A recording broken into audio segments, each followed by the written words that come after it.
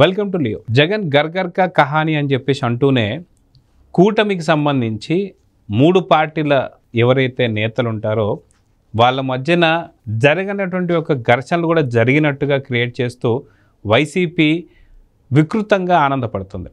అయితే ఏపీ ప్రజలందరూ కూడా అనే మాట ఏంటి అంటే, నిజంగా కూటమి మధ్య ఏదైనా ఉంటే పవన్ కళ్యాణ్ గారు అసెంబ్లీ సాక్షిగా రానున్న సుదీర్ఘంగా 10 సంవత్సరాలు ఖచ్చితంగా చంద్రబాబు నాయుడు గారి సీఎం ఉండాలని చెప్పేసి అనే మాట కావచ్చు, లేదా 15 ఏళ్ళు మేము కింద పడ్డా మీద పడ్డా కొట్టుకున్నా తిట్టుకున్నా కలిసే ఉంటాం ప్రజల కోసం అని చెప్పేసి అన్న మాట కావచ్చు. ఈ మాటలు చెప్పిన తర్వాత కూడా వైసీపీకి సంబంధించిన నేతలందరూ కూడా ఇంకా చిచ్చుపెడాలని చూడడాన్ని ఎలా చూడాలి? మొత్తానికి నిజంగా కలిసి ఉంటే కలదు సుఖం అని చెప్పేసి అనుకుంటే జగన్ ఫ్యామిలీని కలపొచ్చు కదా అనే మాటలు కూడా వస్తాయి. అయితే దీని గురించి మనతో మాట్లాడడానికి పొలిటికల్ అనలిస్ట్ శ్రీలీల గారు ఉన్నారు. వారిని అడిగి తెలుసుకుందాం. మేడం నమస్తే. నమస్తే. వైసీపీ నేతలు ఎక్కడ చిన్నగా అంటే ఖచ్చితంగా ఒక ఫ్యామిలీ ఉన్న తర్వాత తండ్రి కొడుకులు కావచ్చు, లేదా తల్లి కూతుర్లు కావచ్చు, ఎవరికైనా సరే చిన్న చిన్న ఇష్యూస్ ఉంటాయి. అయితే దీన్నే గర్గర్ కా కహాని అని చెప్పేసి జగన్ ఏదో దాటేశాడు. అంటే ఒక ఫ్యామిలీలో సంబంధించినటువంటి ఒక సమస్యలు చాలా ఈజీగా తీర్చేసుకోవచ్చు. కానీ ఒక రాష్ట్రంలో ఉన్నటువంటి ఒక కొన్ని పార్టీలు సంబంధించి కూటమిలో ఏర్పడిన తర్వాత చిన్న చితక ఇష్యూస్ వస్తుంటే అవి వాళ్ళు సాల్వ్ చేసుకుంటారు. వాళ్ళ అధినేతలకు సంబంధించినటువంటి ఇష్యూ కాబట్టి వాళ్ళ అధినేతలే చెప్తున్నారు. పవన్ కళ్యాణ్ గారిని చంద్రబాబు నాయుడు ఎలా పొగుడుతున్నాడు, లేదా లోకేష్ గారు మా అన్న అని చెప్పి ఎలా సంబోధిస్తున్నారో మనం చూస్తూ వస్తున్నాం.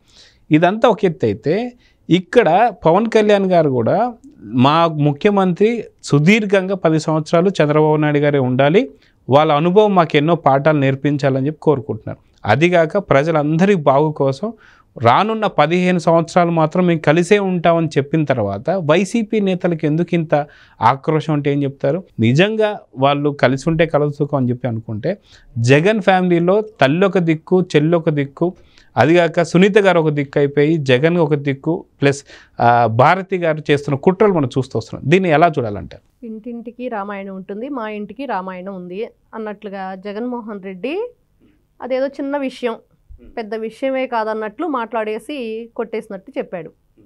కానీ ఈ రోజున నీ ఇంటి గుట్టు నీ ఇంట్లోనే ఉంటే అది నీ ఇంటి విషయం. మరి నీ ఇంటి గుట్టు రట్టు అయింది కదా. ఇప్పుడు ఎవరైనా కాపురం గుట్టు రోగం రట్టు అంటారు. ఎవరికైనా ఒక జబ్బు చేస్తే దాన్ని 10 మందికి చెప్తే ఒక సలహా చెప్తారంట, ఇదిగో ఈ వైద్యం చేయించుకోండి, అట్లాంటి ట్రీట్మెంట్ ఉంటుంది అని. కానీ కాపురం గుట్టుగా పెట్టుకుంటే 10 మంది ఎవరు కూడా ఇట్లాంటి మాటలు మాట్లాడకుండా ఉంటారు. కానీ కాపురాన్ని రోడ్డుకి ఈడ్చుకున్నాడు జగన్మోహన్ రెడ్డి, వాళ్ళ భార్య భారతీ రెడ్డి. ఇంటికి కోడలుగా ఉన్న ఆవిడ ఆడబడుచుకి అత్తగారికి న్యాయం చేయలేకపోయింది. ఈ రోజున వైఎస్ విజయలక్ష్మి గారే సాక్షాత్ ఆవిడే వచ్చేసి బయటికి, అసలు వీళ్ళంతా ఎవరు, మీరంతా ఇది నా భర్త సంపాదించిన ఆస్తి. ఒకవేళ రాజశేఖర్ రెడ్డి బ్రతికున్నట్లయితే పాపం ఇద్దరు వైఫ్ అండ్ హస్బెండ్ ఇద్దరు కలిసి మరి కోర్టుకు వెళ్లాల్సిన పరిస్థితి వచ్చేది ఈ జగన్మోహన్ రెడ్డి చేసిన పనికి అనేది ఆంధ్రప్రదేశ్ ప్రజలందరూ అనుకుంటున్నారు ఈ రోజున. అయితే పొన్నోలు సుధాకర్ రెడ్డిని యూస్ చేసుకొని ఏదైతే వాస్తవానికి జగన్ పైన క్విట్ ప్రోకో సంబంధించిన కేసులన్నీ కూడా పొన్నోలు సుధాకర్ రెడ్డి ఇచ్చిన ఐడియా వల్ల సొంత తండ్రి పైన కూడా కేసులు పెట్టాడు జగన్.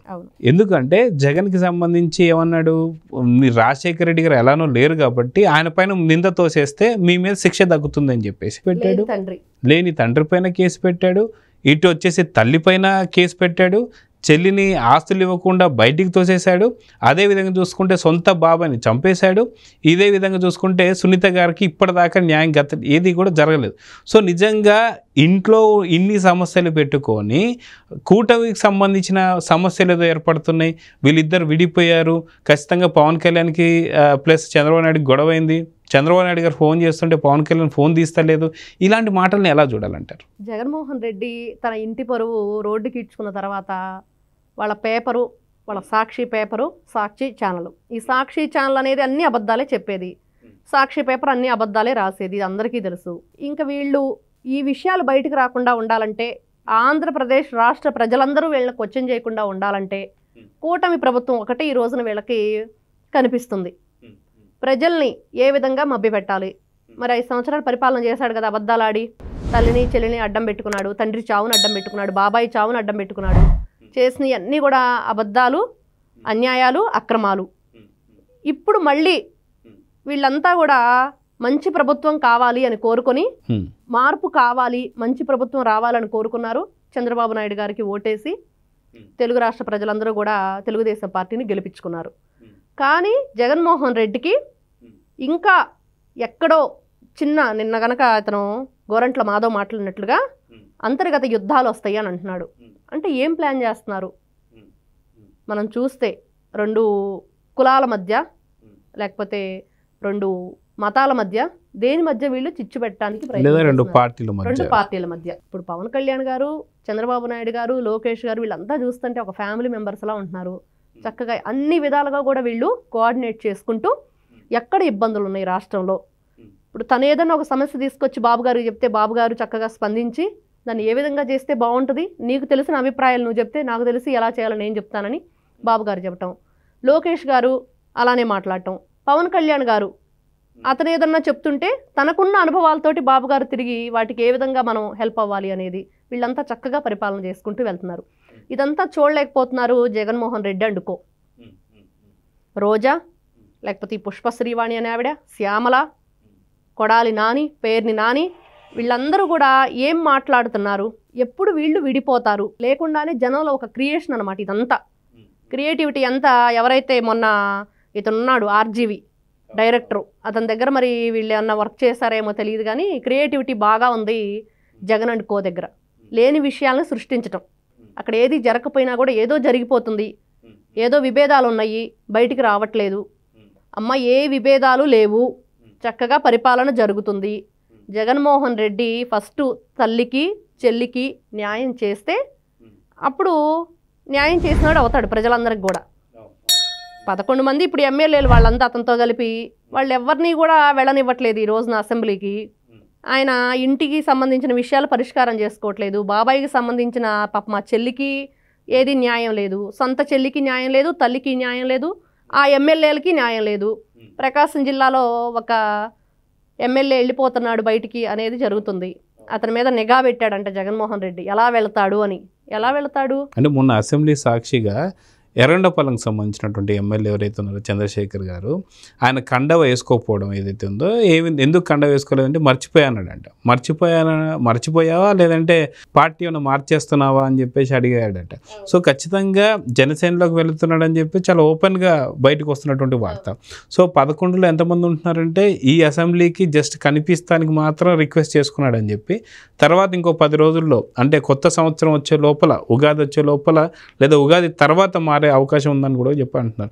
సో వాళ్ళ ఉన్న 11 మందిలోనే ఇన్ని విభేదాలు ఉంటే కూటమిలో చీలికలు వచ్చాయని చెప్పి వాళ్ళ సొంత పత్రికల్లో ఛానల్లో వార్తలను ఎలా చూడాలి? ప్రకాశం జిల్లాలో ముఖ్య నేత ఆయన బాలినేని శ్రీనివాస్, ఆయననే అతనే లేడు ఈ రోజున. అక్కడ పార్టీ క్యాడర్ అంతా ఒక తాటి మీద నడిచే ప్రయత్నం చేయడానికి చేసేవాళ్ళు ఎవరు లేరు. ఇప్పుడు అతను ఏ దారిలో నడిచాడో అతనితో పాటు అతనితో ఎవరైతే క్లోజ్గా ఉంటారో, ఇతను బాగా క్లోజ్ అతనికి, ఇతను వెళ్ళిపోబోతున్నాడు. మీరు అన్నట్లుగా ఎమ్మెల్యే చంద్రశేఖర్ ఆయన వెళుతున్నాడు. కానీ వీళ్ళది ఏదైతే విభేదాలు ఉన్నాయి వీళ్ళంతా బయటికి వెళ్ళిపోతున్నారు, ఉన్న 11 మందిలో కూడా మైనస్లు ఏర్పడుతున్నాయి అన్నదాన్ని బహిర్గతం అవ్వకుండా కాపాడుకోవటానికి కూటమిలో ఏదో జరుగుతుంది అనేది ప్రజల్లో తీసుకురావడానికి ప్రయత్నం చేస్తున్నారు. అంటే మీరు అన్నట్టుగా ఎవరైతే బాలినేని శ్రీనివాస్ గారు వెళ్ళిపోయిన తర్వాత తాను జగన్ అన్న మాట్లాడిందంటే ఎవరు వెళ్ళారు, ఎవరు వెళ్ళలేదు, ఎవరు పోతారు, పోతే మంచిదే ఏం కాదు అన్నట్టు మాట్లాడు.